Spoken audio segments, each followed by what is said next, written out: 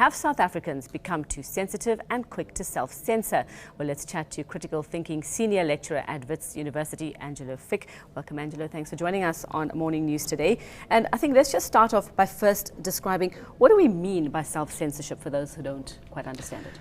I think what we mean by self-censorship is that people want to say something but feel that it's not in their interest, whether it's political interest or economic interest or human safety interest to actually say so. And often people silence themselves on particular topics and choose to speak about certain things but not about others because they feel it is in their self-interest to do so.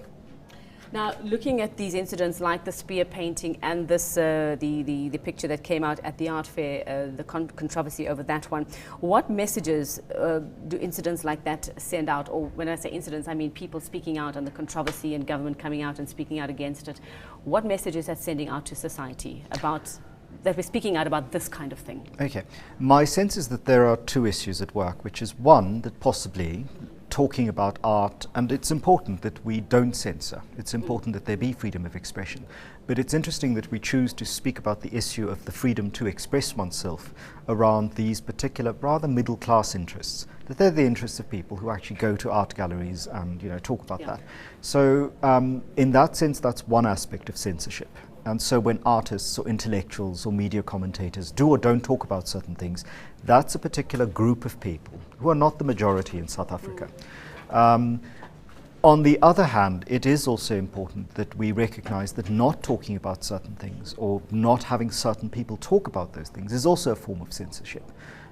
So that if we choose to talk about the banning or not banning of a painting, the removal from display of that painting, we choose to give voice to a particular middle-class intellectual understanding of censorship and what it means to speak. So what should be the issues that we should be speaking out about? What are the things we should be giving our voices to?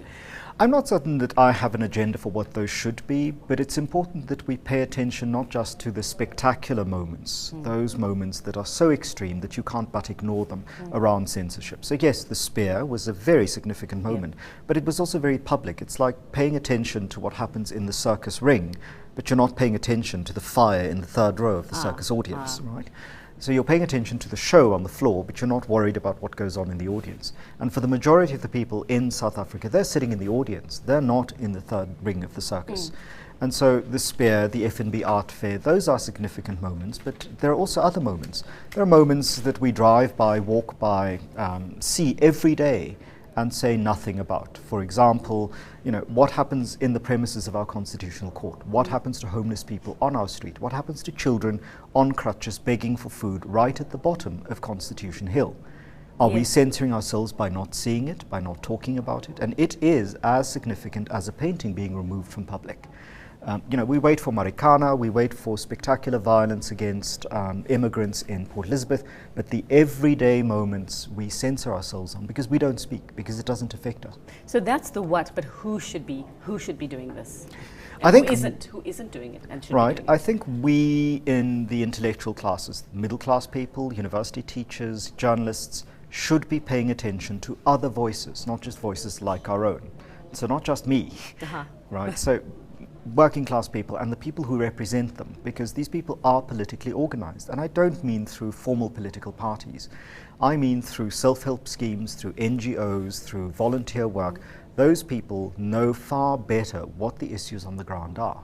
So, it gets a little exhausting when constantly people like me, university academics, go on air and talk about the issues, when actually the real issues that affect the majority of people in South Africa can only be accessed by talking to some of those ordinary people, rather than people like me who sit in very nice houses, in very nice jobs, in very secure estates, and experience South Africa in a very protected way. And so we are censored. We may not censor ourselves, those of us who pay attention, but we are censored by our locations. We're censored by being secure, safe, inside cars, inside homes.